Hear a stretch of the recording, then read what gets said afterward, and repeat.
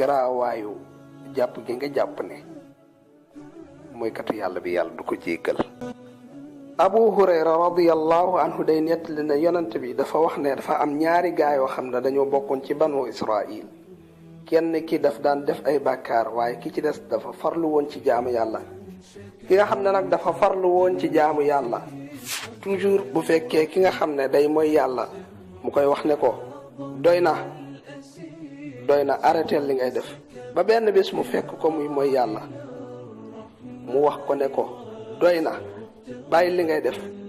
ki nga xam ne da doon mooy yàlla nag ne ko bàyyi ma ak sama borom ndax yow la sama borom yónni pour nga may surveiller.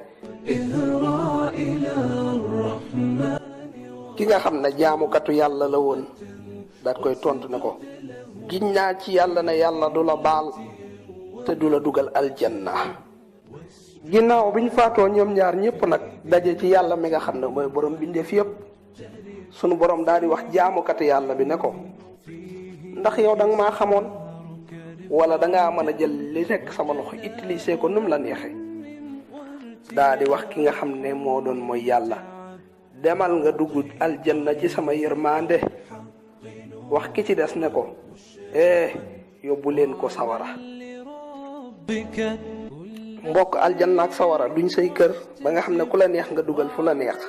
yàlla moo ne naarullahi almuqada wane ne moom sawara waaye mu ne fadxuli fi ibaadi wane ne moom jaam ñi wadxuli jannati moo wane ne moom aljanna.